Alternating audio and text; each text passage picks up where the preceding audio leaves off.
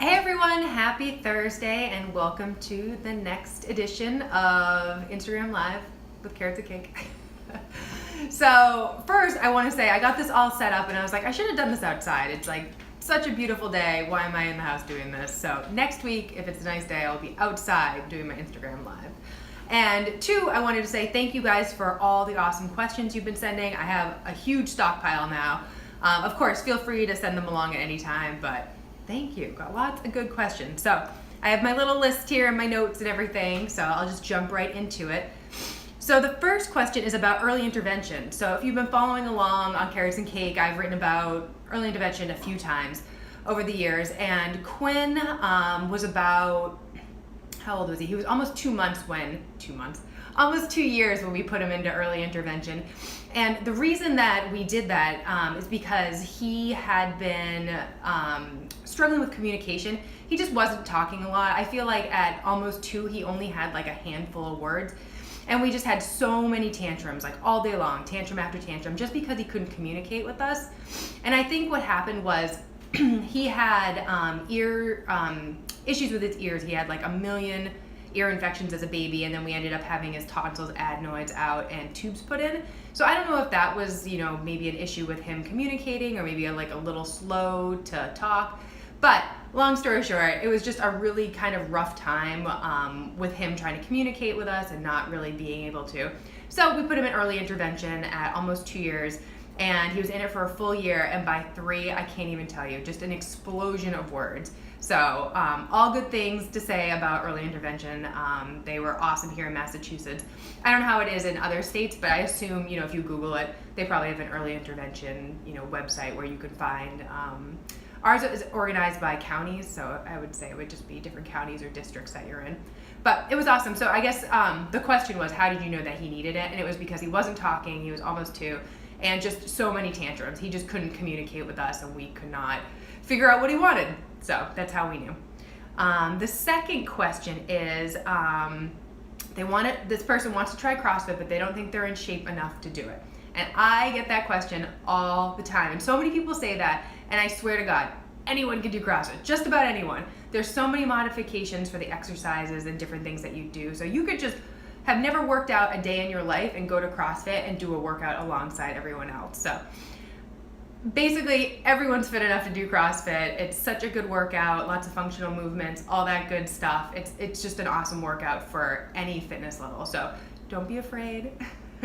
Most CrossFit coaches and owners are super nice, and they'd be more than happy to teach you the basics and get you into a class. And that's the other thing, is that you're not just thrown into a class. Most CrossFits have some sort of onboarding or foundations or something that you do before you go into a regular class. So you're not just like thrown into the wolves. Like, you'll know all the basic movements and kind of get a feel for it before you're, in a class setting. So everyone's fit enough to try CrossFit. Okay, this question is activities to keep a 4-year-old busy, or almost 4-year-old busy. They were asking, what we do with Quinn to keep him busy, and I don't even know. It depends on from day to day what we're doing, but we like to do adventures, like on the weekends when he's home with us. We like to visit friends, we go to the gym, we go to the park. We do activities like that together as a family. But at home, as far as like, toys and games and things like that, he's super into Play-Doh. Like, we have all sorts of Play-Doh things that make pizza and flowers, and I don't even know. But Play-Doh's a big one. That's like a good, we're gonna sit down and play with Play-Doh for a little bit activity. This one's really weird. He has this like spray bottle that he just like loves. I don't know if, that's just the age or what it is, but fill it up with water and he goes around and sprays things. He just loves it. He like waters things, he sprays bugs. I don't know. He just gets things wet. So spray bottle. It's been a really fun toy for him lately. We have this thing called a movie set, and it's just like a bunch of plastic toys. I mean, it's some dinosaurs. I think there's some trees and rocks and cars and whatever, but it's just a plastic bucket, and we just put it out on the table and we make a movie set, and we like act out, the different characters or whatever. But the movie set game is fun. Puzzles, we have tons of puzzles, Legos. Mal puts him to work outside, like digging up dandelions and picking weeds and stuff like that. So that's always fun. Watering the lawn. He loves to water the lawn. And then, more structured activities. We had him in soccer for a little bit. We did swim lessons. We tried hockey, which was a total disaster. And I don't know if he's too little for that stuff. I mean, we don't want to force it on him. I mean, we, made him go every week and, tried to get him into it. But he was only, partly into those things. So we'll see. We'll keep trying with those more structured activities. But right now, he's not super into that stuff, which is fine. We'll figure out what he's into. Quick question. What is my favorite protein bar? So I really like the RX bars. You might have seen them on Instagram stories last night. Delicious. They're usually only like 4 or 5 ingredients, pretty basic. But then the bar that I'm really liking right now is one called Atlas bars.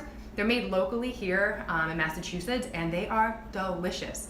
You can get them on the site, on the Atlas bar site. And if you sign up, they always give you like a coupon code, so you can get like 20% off. But they're on Amazon too. There's a vanilla flavor that's amazing.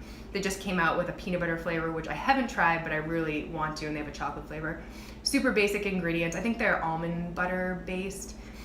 Same thing, probably has like 4 or 5 ingredients, but they are so good. I need to get like another box because we ate them all. Even Quinn likes them, Mal likes them. They're just delicious. And the last question is about stress management. And again, this is something I've written about on my blog a bunch of times. So I'll link to all these things that I've talked about, like the early intervention and the stress management and things like that. I think I probably even have a CrossFit for beginners post somewhere, but I'll link to all this when I put this on Carrots and Cake. But stress management. So yes, I'm just kind of one of those like anxious, amped up people, and I have been in like the worst parts of stress over the years. And I feel like, not that I have my act together all the time, but I feel like I've really got to a good point with, managing my stress and feeling like a human instead of like this strung out crazy person being stressed out all the time. So my basic tips are, 1, read 10% Happier by Dan Harris. It literally changed my life-changing book. And he's super into, I don't know if you know about Dan Harris, but he's a news anchor. He had a panic attack on TV, and he basically had this come to Jesus moment with regard to like meditation and stress and like all this stuff. And he goes really into meditation, but he's one of those people that, kind of like a realist, like, not everybody needs to be like super into meditation for it to work. And even if you did like 5 minutes a day, even 1 minute, he actually said even 1 minute could make a difference. But the book is just really realistic. It's not super hippy dippy, and like reading the first few chapters of the book, I was just like, oh my gosh, like everything he was saying, I was like, this is me. This is how I think. Like I'd be laying in bed, mind wandering, making to-do lists. Like I would be up for hours, just like laying in bed, tossing, turning, not being able to sleep. And his book just gives you some strategies and little tactics to like, I guess it's meditation for real, but it's been amazing. Like I do this like meditation thing where I picture waterfalls and them flowing in front of me, and it puts me to sleep. It's like 100% effectiveness for me, but the book's amazing. So 10% Happier by Dan Harris.